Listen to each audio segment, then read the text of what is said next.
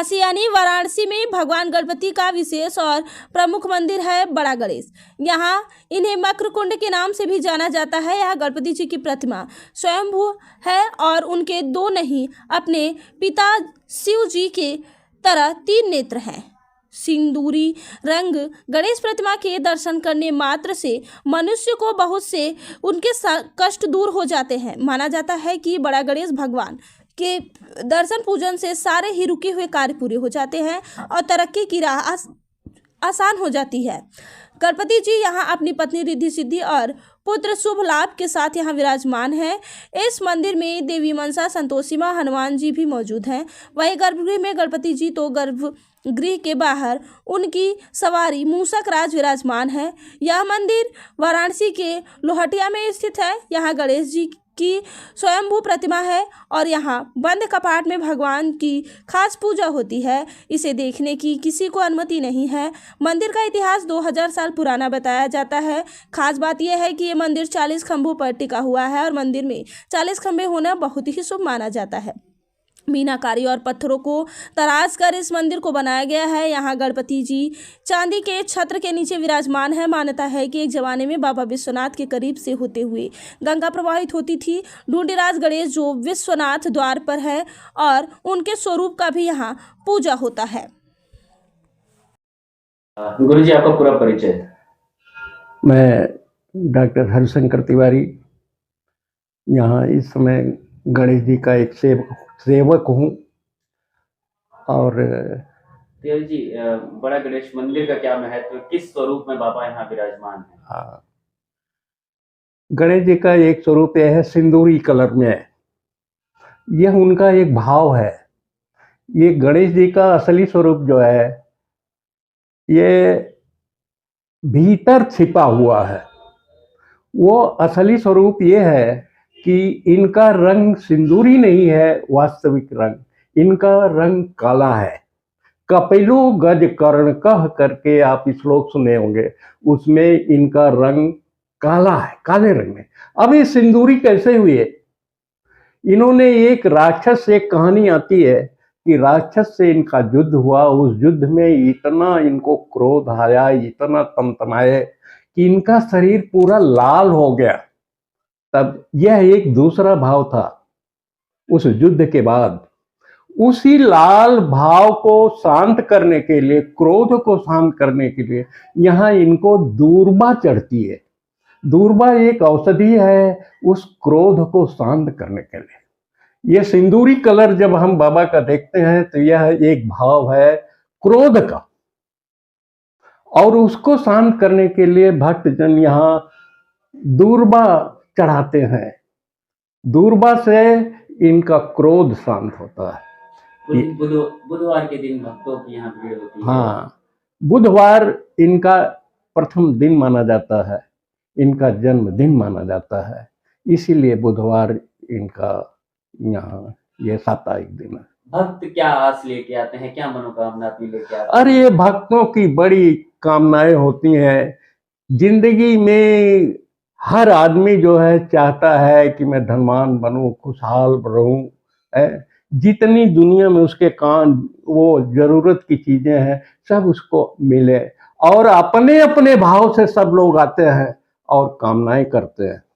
गुरु जी, इनका नाम बड़ा गणेश क्यों है? आगे यह गणेश तो 2 रूपों में है, गणपति के रूप में और एक विनायक के रूप में।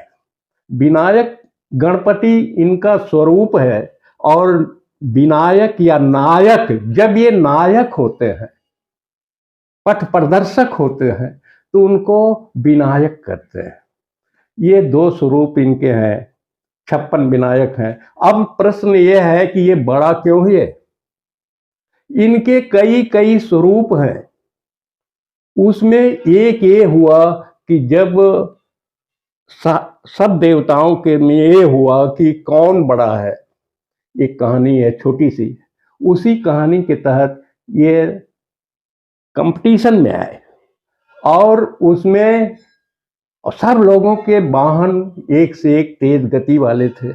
इनका वाहन मूषक है जो फुदक फुदक कर चलने वाला। ये घबरा गए लेकिन अपने मस्तिष्क का इन्होंने प्रयोग किया कि हम कैसे करें। उन्होंने ये सोचा कि पूरा ब्रह्मांड हमारे माता पिता है। इन्होंने यह एक सोच निकाली और माता पिता की ही परिक्रमा कर कर ये सबके आगे हो गए। सब लोगों के आगे आगे मूषक का पद चिन्ह दिखाई देने लगा। इसीलिए उस कंपटीशन से ये बड़ा हुए, इसीलिए इनका नाम बड़ा गणेश पड़ा। और बोले कुछ बोल रहे थे आप? नहीं, आप पूछे और कुछ? नहीं, मेरा सवाल खत्म हो गया। अच्छा अच्छा।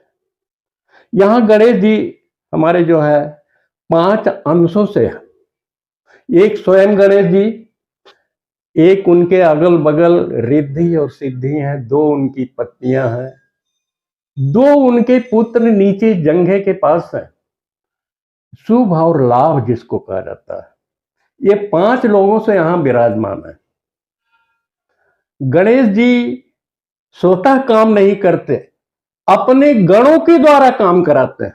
देखिए, गणेश या गणपति में 2 चीज होते हैं, एक गण होता है, एक उसका मालिक होता है। यहां काम करने वाली जितने भी काम करने वाले हैं सब गण हैं। गण मीन्स सेवक, कार्मिक। गण का शाब्दिक अर्थ है कार्मिक, काम करने वाले। तो ये रिद्धि सिद्धि क्या है? ये शक्तियां हैं, यही काम करती हैं।